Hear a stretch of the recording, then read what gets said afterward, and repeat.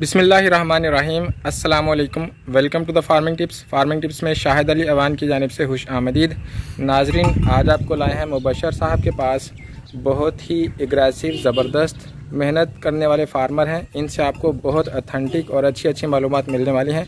अगर आप ये सारी मालूमात अच्छे तरीके से जानना चाहते हैं तो वीडियो को शुरू से लेकर आखिर तक देखिएगा।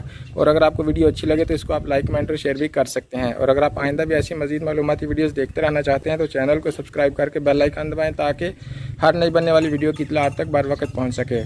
व्यूअर्स, मैं यहाँ पर एक बात ऐड करना चाहूँगा कि मुबशर साहब की आजी को देखते हुए कोई बंदा इस बात का इजहार ना करे कि शायद ये वहाँ पर मुलाजिम है, बल्कि हो सकता है उनकी इस बेशकदर कामयाबी का राज ही उनकी ये आजी हो।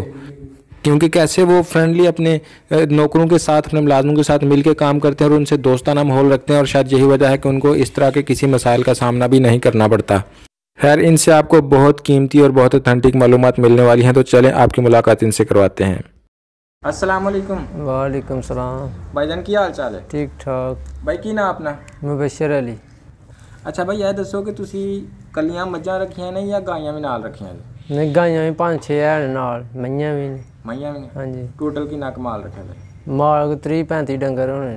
अच्छा सर, 30-35 छोटे बच्चों समेत नहीं या सिर्फ चवाई वाले? चवाई वाले ने, छोटे वो बहुत हो जाते हैं फिर काफ़ी हो जाते हैं। हाँ जी, ठीक है। अच्छा भाई, तुम यह दसो कि इन्ने जानवरों संभालने वास्ते किन्ने बंदे दरकार होंगे ने? इन्हों सामने बंदे तो 3 भी जे होण चंगे काम करने वाले तो सामभ लेंदे। हुण जिते फिलहाल असीं 2 बंदे डे सामभण, 2 बंदे आपे ही असीं। यानी उस दिन अगर देखा जाए तो 10 किन्ने मुलाजम जे सामभण तो 3 सामभदे, जे कोई मालक सामभे फिर 2 जने सामभ सकते। हाँ जी, ठीक हो गया। अगर तुसी मुलाजमां दी पाओ तो 35 जानवरों नूं बच्चे कढ़ के 3 बंदे होण ते फिर बंदा 10-12 जानवर आ गए। 10-12 डंगर एक बंदा काम करने वाला सामभ छड्डदा। हाँ जी, ठीक है। तुसी इन्हां जानवरां दी सारे दिन दी रूटीन किसी रखी? तुसी इन्हां दी किस तरह खातरदारी करदे हो? की पांदे हो और किन्ने भी पांदे हो?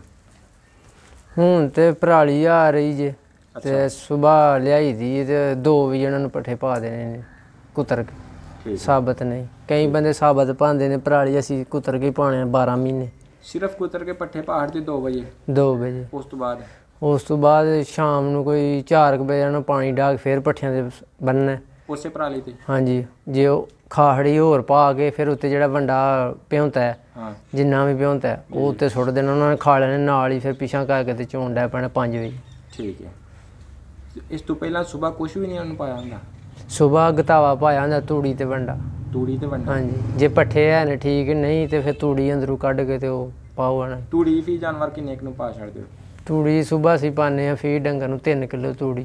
3 किलो तूड़ी। हाँ जी। ते सुबह और शाम च वंडा किन्ना पा छड्डदे हो? सुबह शाम जे पट्ठियां हिसाब होए, पट्ठे हरे होण ते वंडा 3 किलो, जे पट्ठा सुक्का होए तो फिर वंडा पा के मईयां चोणियां दुद्ध तो फिर 4 सेर भी पा खड़ीदा। जे हरे पट्ठे होण फिर 3 सेर दी एवरेज हुंदी। ठीक है, यानी 3 ਤੋਂ 4 किलो तुसीं वंडा पांदे? हाँ जी, फी डंगर। ते वंडे च पांदे की हो? असीं ते कौड़ी खाल ते रोटियां ही पाई दियां जी। कौड़ी खाल ते रोटियां ते इहदे ते किन्ना खर्चा आ जांदा? खर्चा 30-32 रुपए किलो रोटियां लभदियां ने। ठीक है। ते मन दी बोरी हुंदी 17 किलो दी, 1700 दी। ठीक है। ते ओह हिसाब कर लो, अद्धा किलो फी मई नूं कौड़ी खाल पाई दी। कौड़ी खाल दा की रेट है? 1700 रुपए दा मन दा तोड़ा है। यानी 50 रुपए किलो? 50 रुपए आई 40 रुपए किलो आइए बन जे। वो तो मैक्सिमम 50 ही ला लो। हाँ जी, 40 ਤੋਂ 50 रुपए। हाँ जी। 25 रुपए की खाल हो गई तो 32 रुपए के हिसाब नाल कितनी बनी? वो 64 रुपए। 64। हाँ जी, 64। हाँ जी, तक लुत्ते भी तो है ना। हाँ जी, 15 70-75 रुपए पै गए। तो कुल मिला के साढ़े बन गए 100 रुपया। हाँ जी, 100 ਦਾ ਵੰਡਾ ਹੋ ਗਿਆ। 100 ਦਾ ਵੰਡਾ। ਤੇ ਅਗਰ ਅੱਜ ਕੱਲ ਤੇ ਪਰਾਲੀ ਸਸਤੀ ਮਿਲ ਜਾਂਦੀ ਹੈ, ਚਰੀ ਪਾਈ ਜਾਏ ਜਾਂ ਸਟਾਲਾ ਪਾਇਆ ਜਾਏ ਤਾਂ ਉਹ ਕਿੰਨੇ ਦਾ ਪੈ ਜਾਂਦਾ ਇੱਕ ਜਾਨਵਰ ਨੂੰ? ਸਟਾਲਾ ਹੁਣ ਤੇ ਮਹਿੰਗਾ ਲੱਭਦਾ ਤੇ ਆਪਣੀ ਭੈਲੀ ਹੈ ਤੇ ਉਹ ਕਾਹਦਾ ਫਿਰ ਤੁਹਾਡੇ ਫ੍ਰੀ ਹੈ। ਹਾਂਜੀ, ਸਾਡੇ ਲਈ ਫ੍ਰੀ ਹੁੰਦਾ ਉਹ। ਹਰਾ ਚਾਰਾ ਇੱਕ ਦਿਨ 'ਚ ਕਿੰਨਾ ਖਾ ਜਾਂਦਾ ਇੱਕ ਜਾਨਵਰ, ਚਰੀ ਵਗੈਰਾ? ਚਰੀ ਹੋਏ ਜ਼ਰਾ ਮਣ ਵੀ ਖਾ ਹਟਦਾ, ਕਈ ਡੰਗਰ, ਕਈ ਵੱਡੀ ਮਹੀਂ ਹੁੰਦੀ ਹੈ 2 ਮਣ ਵੀ ਚਰੀ ਖਾ ਹਟਦੀ, ਕਈ ਝੋਟੀਆਂ ਹੁੰਦੀਆਂ ਪਹਿਲਣਾ ਉਹ ਮਣ ਵੀ ਨਹੀਂ ਮੁਕਾ ਸਕਦੀਆਂ, ਰੱਜ ਜਾਂਦੀਆਂ ਛੇਤੀ। ਉਸ ਤੋਂ ਮਣ ਹੋ ਗਿਆ? ਉਸ ਤੋਂ ਮਣ ਹੋ ਗਏ। ਮਣ ਕਿੰਨੇ ਰੁਪਏ ਮਿਲਦਾ? ਮੁੱਲ ਲਿਆਉਣਾ ਹੈ ਤੇ ਜਦੋਂ ਨਵੇਂ ਪੱਠੇ ਹੁੰਦੇ ਨੇ 200 ਤੋਂ ਵੱਧ ਵੀ ਲੱਭਦੇ ਨੇ। ਜਦੋਂ ਆਮ ਪੱਠਾ ਹੀ ਹੁੰਦਾ 150 125 ਤੋਂ ਮਣ ਪਏ ਲੱਭਦੇ ਨੇ। ਉਸ ਤੋਂ 150 ਲਾ ਲਈਏ। ਹਾਂਜੀ, 150 ਜਮਾ 100 250 ਹੋ ਗਿਆ। ਹਾਂਜੀ। ਤੇ ਤੁਸੀਂ ਦੱਸਿਆ ਇੱਕ ਜਿਹੜਾ ਲੇਬਰ ਉਹ 10-12 ਜਾਨਵਰ ਸੰਭਾਲ ਲੈ, ਸਾਂਭ ਸਕਦੇ 10 ਜਾਨਵਰ ਹੀ ਅਗਰ ਲਾ ਲਈਏ ਹਾਂਜੀ ਤੇ ਲੇਬਰ ਦੀ ਤਨਖਾਹ ਅੱਜ ਕੱਲ੍ਹ ਕਿੰਨੀ ਚੱਲਦੀ ਵੀ? ਤਨਖਾਹ ਖਰਚਾ ਪਰ ਜਦੋਂ ਰੋਟੀ ਪਾਣੀ ਪਾ 20,000 ਰੁਪਏ ਹੀ ਜਾਂਦਾ 20 ਚ ਪੈ ਜਾਂਦਾ। ਹਾਂਜੀ ਤੇ ਤਕਸੀਮ ਕਰੀਏ 20,000 ਨੂੰ 10 ਜਾਨਵਰਾਂ ਦੇ 2,000 ਬਣਿਆ। 2,000 ਬਣ ਗਿਆ 2000 ਨੂੰ 30 ਤਕਸੀਮ ਕਰੀਏ ਤਕਰੀਬਨ 66 ਰੁਪਏ ਬਣ ਜਾਂਦੇ ਹਾਂਜੀ ਤੇ 250 ਪਹਿਲੇ ਬਣਿਆ, ਹਾਂਜੀ 250 ਜਮ੍ਹਾਂ ਕਰੀ ਯਾਨੀ ਸਵਾ 300 ਰੁਪਏ ਇੱਕ ਜਾਨਵਰ ਦਾ ਰੋਜ਼ਾਨਾ ਖਰਚਾ। ਰੋਜ਼ਾਨਾ ਖਰਚਾ ਹਾਂਜੀ। ਤੇ ਦੁੱਧ ਦੇਣ ਵਾਲੇ ਜਾਨਵਰ ਦੀ ਅੱਜ ਕੱਲ੍ਹ ਐਵਰੇਜ ਕੀ ਚੱਲਦੀ ਵੀ ਕਿੰਨਾ ਕੁ ਦੁੱਧ ਦੇ ਛੱਡਦੇ ਨੇ? ਐਨੇ ਮਾਲ ਦੇ ਵਿੱਚ ਤੇ ਦੁੱਧ ਦੀ ਐਵਰੇਜ 10 ਦੀ ਹੋਣੀ ਚਾਹੀਦੀ ਹੈ ਜਿਹੜੇ ਆਪ ਹੀ ਲੋਕ ਸਾਂਭਦੇ ਨੇ। ਠੀਕ ਹੈ। ਤੇ ਮੁਲਾਜ਼ਮ ਵੀ ਬੰਦੇ ਰੱਖੇ ਹੋਣ ਤੇ ਉੱਤੇ ਚੜ੍ਹ ਕੇ ਬੰਦਾ ਮੁਲਾਜ਼ਮਾਂ ਦੇ ਕਿਰਾਏ ਤੋਂ ਵੀ 10 ਦੀ ਲੈ ਨੇ ਤੇ ਮੁਲਾਜ਼ਮਾਂ ਕੋਲ 7 ਕਿਲੋ ਦੀ 8 ਕਿਲੋ ਦੀ ਰਹਿੰਦੀ 7 ਕਿਲੋ 8 ਕਿਲੋ ਰਹਿੰਦੀ ਹਾਂਜੀ। ਯਾਨੀ ਫਿਰ ਵੀ ਇੱਥੇ ਦੁੱਧ ਦਾ ਰੇਟ 100 ਕਿਤੇ ਹੋਣਾ ਹੀ ਕਿ ਘੱਟ? ਨਹੀਂ ਇੱਥੇ 80 ਰੁਪਏ ਰੇਟ 90 ਰੁਪਏ ਤੇ 80 ਰੁਪਏ ਦੋਧੀ ਦਾ ਤੇ ਘਰਾਂ 'ਚ 100 ਰੁਪਏ। ਤੇ ਦੁੱਧ ਤੁਸੀਂ ਆਪ ਹੀ ਸੇਲ ਕਰਦੇ ਜਾਂ ਦੋਧੀਆਂ ਦਿੰਦੇ ਹੋ? ਨਹੀਂ ਅਸੀਂ ਦੋਧੀ ਨੂੰ ਹੀ ਇੱਥੇ ਦਿੰਦੇ ਹਾਂ। ਦੋਧੀਆਂ ਦਿੰਦੇ ਹੋ? ਹਾਂਜੀ। ਆਪ ਹੀ ਸੇਲ ਕਰਨ 'ਚ ਜ਼ਿਆਦਾ ਫਾਇਦਾ ਨਹੀਂ ਹੁੰਦਾ? ਫਾਇਦਾ ਤੇ ਹੁੰਦਾ ਪਰ ਬੰਦਿਆਂ ਦੇ ਹੁੰਦਾ ਨਾ, ਜਿੰਨੇ ਬੰਦੇ ਹੋਣ ਫਿਰ ਇੱਕ ਬੰਦੇ ਜਿਹਨੇ ਦੁੱਧ ਖੜਨਾ ਉਹਦੀ ਸਾਰੀ ਦਿਹਾੜੀ ਦੁੱਧ ਤੇ ਲੱਥ ਜਾਂਦੀ। ਠੀਕ ਹੈ। ਯਾਨੀ ਦੋਧੀ ਨੂੰ ਦੇਣ 'ਚ ਫਾਇਦਾ ਹੈ ਕਿ ਤੁਹਾਡਾ ਉਹ ਜ਼ਰਾ ਆਪ ਹੀ ਵੀ ਨਾਲ ਚੁਆ ਕੇ ਲਾਈ ਜਾਂਦਾ। ਠੀਕ ਹੈ। ਸਾਨੂੰ ਉਹ ਵੀ ਬੜਾ ਫਾਇਦਾ ਹੋ ਜਾਂਦਾ। ਯਾਨੀ ਚੁਆਈ ਵੀ ਕਰਾ ਦਿੰਦੇ ਹਾਂਜੀ ਤੇ ਤੁਹਾਡਾ ਟਾਈਮ ਵੀ ਬਚ ਜਾਂਦਾ। ਟਾਈਮ ਵੀ ਬਚ ਜਾਂਦਾ। ਜਿਹੜੇ 10 ਉੱਥੇ ਵਧਾਣੇ ਨੂੰ 10 ਘਾਟਾ ਇੱਥੇ ਲੱਭ ਜਾਂਦਾ ਬੰਦਾ ਘਰ ਹੋਰ ਕੰਮ ਕੋ ਕਰ ਲੈਂਦਾ। ਠੀਕ ਹੈ।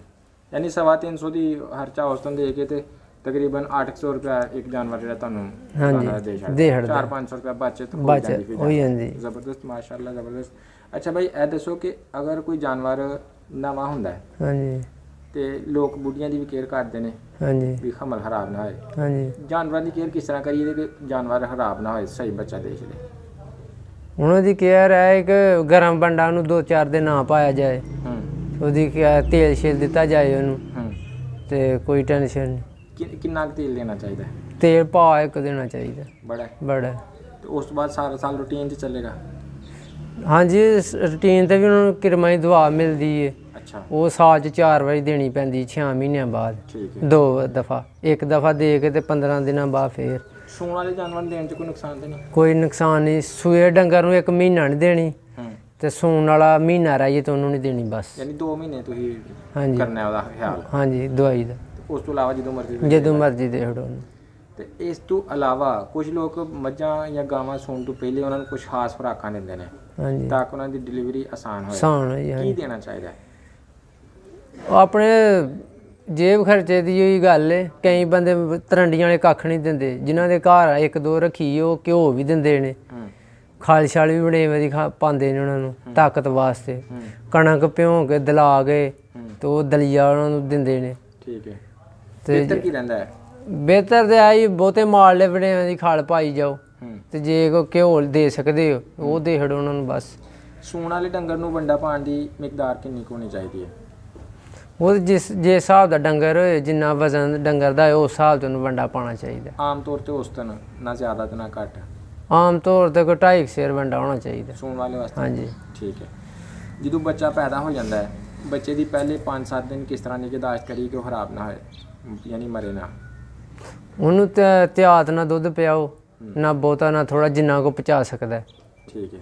ਤੇ ਕੱਖ ਵੀ ਨਹੀਂ ਹੋਏਗਾ ਬੱਚੇ। ਪਹਿਲੇ ਦਿਨ ਉਹਨੂੰ ਕੀ ਦੇਣਾ ਚਾਹੀਦਾ ਬੱਚੇ ਨੂੰ? ਅਸੀਂ ਤੇ ਜ਼ਾਹਰ ਕੁਛ ਵੀ ਨਹੀਂ ਦਿੰਦੇ, ਕੋਈ ਸ਼ੈ ਨਹੀਂ ਦਿੰਦੇ। ਮਹੀਂ ਸੁਣਦੀ ਏ ਉਹਨੂੰ ਵੇਖੀ ਦਾ ਜ਼ੋਰ ਸੁੱਟਿਆ ਫਿਰ ਚੰਗਾਈ ਦਾ ਉਹਨੂੰ। ਠੀਕ ਹੈ। ਚੰਗਾ ਕੇ ਤੇ ਪਿਛਾਂ ਲੈਦਾ ਬਣ ਦਈਦੇ। ਠੀਕ ਹੈ। 2-4 ਦਿਨ ਉਹਨੂੰ ਨਾਲ ਹੋ ਕੇ ਚੰਗਾਹੜੀ ਦਾ ਅੱਗੂ ਫਿਰ ਉਹ ਪਿਆ ਚੁੰਗਦਾ ਆਪੀ। ਠੀਕ ਹੈ। ਠੰਡ ਛੰਡ ਹੋਏ ਤੇ ਉਹਨਾਂ ਨੂੰ ਕਾੜੇ ਕੂੜਾ ਵੀ ਦੇ ਹਟਦੇ ਨੇ। ਆਂਡਾ ਛਾਂਡਾ ਹੋਏ ਦੁੱਧ ਸ਼ੁੱਧ ਪਾ ਕੇ ਵਿੱਚ ਘਿਓ ਥੋੜੇ ਜਾਵਾਂ ਨੂੰ ਪਿਆ ਹੜ। ਉਹ ਠੀਕ ਰਹਿੰਦਾ? ਠੀਕ ਰਹੇਗਾ। ਉਹ ਕਾੜਾ ਬਣਾਈਦਾ ਕਿਸ ਤਰ੍ਹਾਂ ਔਰ ਕਿਸ ਟਾਈਮ ਦੇਈਦਾ? ਰਾਤ ਨੂੰ ਜਦੋਂ ਤੁਸੀਂ ਡੰਗਰ ਅੰਦਰ ਬੰਨਣੇ ਨੇ ਸਿਆਲਾਂ 'ਚ ਤੇ ਉਹ ਕਿਲੋ ਦੁੱਧ ਕਾੜ ਲਓ, ਵਾਲਾ ਕਰਾ ਕੇ ਥੱਲੇ ਲਾ ਕੇ ਵਿੱਚ ਘਿਓ ਪਾ ਲਓ, ਜਿੰਨੇ ਕੁ ਜਾਨ ਦੇਣਾ ਉਹ ਹਿਸਾਬ 'ਚ ਉਹਨਾਂ ਕੁ ਘਿਓ ਪਾ ਲਓ। ਇੱਕ ਜਾਨ ਨੂੰ ਕਿੰਨਾ ਕੁ ਦੇਣਾ? ਨਿੱਕੇ ਜਾਨ ਨੂੰ 20 cc ਦੇਣਾ। 20 cc? ਹਾਂਜੀ। ਟੀਕੇ ਨਾਲ? ਹਾਂਜੀ ਟੀਕੇ ਨਾਲ, ਸਿਰਿੰਜ ਨਾਲ। ਹਾਂਜੀ 20 cc ਦੀ ਹੁੰਦੀ ਸਿਰਿੰਜ ਉਹਦੇ। ਅੱਛਾ ਭਾਈ, ਕਾਫੀ ਤੁਸੀਂ ਅੱਛੀ ਮਾਲੂਮਾਤ ਦਿੱਤੀਆਂ ਨੇ। ਤੁਸੀਂ ਇਹ ਦੱਸੋ ਕਿ ਅਗਰ ਕੋਈ ਨਵਾਂ ਦੋਸਤ ਜਿਹਨੂੰ ਇਸ ਕਾਰੋਬਾਰ ਦੇ ਬਾਰੇ 'ਚ ਨਹੀਂ ਪਤਾ, ਉਹ ਇਹ ਕਾਰੋਬਾਰ ਜਾਣਾ ਚਾਹੁੰਦਾ ਹੈ, ਜਾਨਵਰਾਂ ਦਾ ਕੰਮ ਕਰਨਾ ਚਾਹੁੰਦਾ ਹੈ, ਉਹਨੂੰ ਸਭ ਤੋਂ ਪਹਿਲੇ ਕਿਹੜੀ ਚੀਜ਼ਾਂ ਦੀ ਮਾਲੂਮਾਤ ਲੈਣੀ ਚਾਹੀਦੀਆਂ ਨੇ ਔਰ ਉਸ ਤੋਂ ਬਾਅਦ ਉਹਨੂੰ ਕਿੰਨੇ ਜਾਨਵਰਾਂ ਤੋਂ ਸਟਾਰਟ ਲੈਣਾ ਚਾਹੀਦਾ ਹੈ? ਘੱਟ ਇਨਵੈਸਟਮੈਂਟ ਵਾਲਾ ਬੰਦਾ, ਯਾਨੀ ਉਹਦੇ ਕੋਲ ਬਹੁਤ ਜ਼ਿਆਦਾ ਪੈਸੇ ਨਹੀਂ, ਪਰ ਇਹ ਕਾਰੋਬਾਰ 'ਚ ਆਉਣਾ ਚਾਹੁੰਦਾ ਹੈ, ਤਾਂ ਉਹਨੂੰ ਖਾਂਗੜੀਆਂ ਮੱਝਾਂ ਲੈਣੀਆਂ ਚਾਹੀਦੀਆਂ ਨੇ, ਝੋਟੀਆਂ ਲੈਣੀਆਂ ਚਾਹੀਦੀਆਂ ਜਾਂ ਤਾਜ਼ੀਆਂ ਸੂਈਆਂ ਮੱਝਾਂ, ਔਰ ਕਿੰਨੀਆਂ ਲੈਣੀਆਂ ਚਾਹੀਦੀਆਂ? ਜੇ ਇਹਦੇ ਕੋਈ ਪੈਸੇ ਥੋੜੇ ਨੇ, ਪੈਲੀ ਹੈ ਉਹਦੀ ਆਪਣੀ ਜੀ, ਉਹ ਆਪੀ ਲੈਣੇ, ਠੀਕ ਹੈ, ਫਿਰ ਤੋਂ ਝੋਟੀਆਂ ਲੈ ਲੇ, ਠੀਕ ਹੈ, ਉਹ 2-4 ਮਹੀਨੇ ਸਾਂਭੇ ਝੋਟੀਆਂ ਸੌਰਨ ਹਾਂ, ਤੇ ਅੱਗੋਂ ਉਹ ਆਪਣਾ ਦੁੱਧ ਵੇਚ ਸਕਦਾ। ਜੇ ਕੋਈ ਪੈਸੇ ਵੀ ਹੈ ਨੇ ਥੋੜੇ ਬਹੁਤੇ, ਖਾਂਗੜੀਆਂ ਮਈਆਂ ਲੈ ਸਕਦਾ ਏ ਉਹ, ਤੇ ਖਾਂਗੜੀਆਂ ਲੈ ਕੇ ਕੰਮ ਸਟਾਰਟ ਕਰ ਲੇ। ਜੇ ਬਹੁਤੇ ਨੇ ਪੈਸੇ ਫਿਰ ਸੱਜਰੀਆਂ ਲੈ ਕੇ ਸਟਾਰਟ ਕਰ ਸਕਦਾ ਉਹ। ਫਾਇਦਾ ਕੀ ਚ ਜ਼ਿਆਦਾ ਰਹਿੰਦਾ? ਹਾਂਜੀ, ਫਾਇਦਾ ਜ਼ਿਆਦਾ ਕੀ? ਉਹਦੇ ਪੈਸੇ ਨਾਲ ਹੋਏਗਾ ਨਾ, ਜਿੰਨਾ ਪੈਸਾ ਹੋਏਗਾ ਉਸ ਹਿਸਾਬ ਤੇ ਫਿਰ ਫਾਇਦਾ ਹੋਣਾ।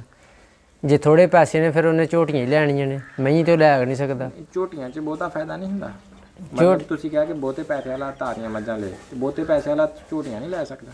ਲੈ ਸਕਦਾ ਝੋਟੀਆਂ, ਪਰ ਉਹ ਜ਼ਰਾ ਨਾ ਕਿ ਜਿੰਨਾ ਝੋਟੀਆਂ ਨੂੰ ਸਾਂਭਣਾ ਉਹਨਾਂ ਮਈਆਂ ਲੈ ਕੇ ਦੁੱਧ ਵੇਚ ਕੇ ਤੇ ਉਹਦਾ ਪੈਸਾ ਉਹਨੇ ਇਕੱਠਾ ਕਰ ਸਕਦਾ। ਕਈ ਲੋਕ ਕਹਿੰਦੇ ਨੇ ਕਿ ਝੋਟੀਆਂ ਅੱਧੀ ਕੀਮਤ 'ਚ ਮਿਲਦੀਆਂ ਨੇ ਹਾਂਜੀ 2 ਸਾਲ ਦੀਆਂ, ਤੇ ਜਦੋਂ ਮੱਝ ਤਿਆਰ ਹੋ ਜਾਂਦੀ ਹੈ ਉਹ ਡਬਲ ਕੀਮਤ ਹੋ ਜਾਂਦੀ ਹੈ, ਤੇ ਕਿਆ ਉਹ ਦੁੱਧ ਨਾਲ ਵੱਧ ਨਹੀਂ ਜਾਂਦਾ ਕੰਮ? ਵੱਧ ਤੇ ਜਾਂਦਾ, ਪਰ ਉਹ 2 ਸਾਲ ਡੇਢ ਉਹਨਾਂ ਨੂੰ ਪੱਠੇ ਵੀ ਤੇ ਪਾਣੇ ਨੇ, ਉਹ ਵੀ ਤੇ ਖਰਚਾ ਪੈਣਾ ਉਹਨਾਂ ਦੇ ਉੱਤੇ। ਹੁਣ ਇੱਕ ਮਿਸਾਲ, ਇੱਕ ਝੋਟੀ ਤੁਸੀਂ ਲੈਂਦੇ ਹੋ ਕੋਈ 50,000 ਦੀ, ਉਹਨੇ 2-2.5 ਸਾਲਾਂ ਦੀ ਹੋ ਕੇ ਫੇਰ ਸੋਣਾ, 2 ਸਾਲ ਵੀ ਤੁਸੀਂ ਲਾ ਲਓ, ਸਾਂਭ ਲਓ, 1.5 ਸਾਲ ਲਾ ਲਓ, ਰੋਜ਼ ਦਾ ਝੋਟੀ 200 ਰੁਪਈਆ ਖਾ ਹਟਦੀ ਹੈ ਪੱਠਿਆਂ ਸਣੇ ਬੰਦੇ ਦੀ ਸਾਰੀ। 1.5 ਸਾਲ ਨੂੰ ਲਾਓ ਕਿੰਨੇ ਪੈਸੇ ਬਣਦੇ ਨੇ। ਚਲੋ ਯਾਨੀ ਤੁਹਾਡਾ ਵੋਟ ਹੈ ਜਾ ਰਿਹਾ ਕਿ ਤਾਜ਼ੀ ਮੱਝ 'ਚ ਬਹੁਤਾ ਫਾਇਦਾ? ਬਹੁਤਾ ਫਾਇਦਾ, ਕਿਉਂਕਿ ਜੇ ਉਹਨੇ ਜੋ 2.5 ਦੀ ਆਈ ਤੇ ਉਹਨੇ ਰੋਜ਼ ਦਾ 2,000 ਰੁਪਈਆ ਵੀ ਤੁਹਾਨੂੰ ਦੇਣਾ ਸ਼ਾਮ ਨੂੰ। 100 ਰੁਪਏ ਕਿਲੋ ਵੀ ਦੁੱਧ ਹੋਏ ਤੇ ਉਹਨੇ 1500-1600 ਕਿਲੋ ਦੁੱਧ ਦੇਹੜੇ, ਚੰਗੀ ਸਾਂਭੀ ਸੁੰਭੀ ਹੋਏ ਤੇ 1500-1600 ਰੁਪਈਆ ਆ ਗਿਆ, 200-300 ਦਾ ਖਰਚਾ ਆ ਗਿਆ, ਫਿਰ ਵੀ ਉਹ 1200-1300 ਰੁਪਈਆ ਬਚਾ ਦਿੰਦੀ। ਠੀਕ ਹੋ ਗਿਆ।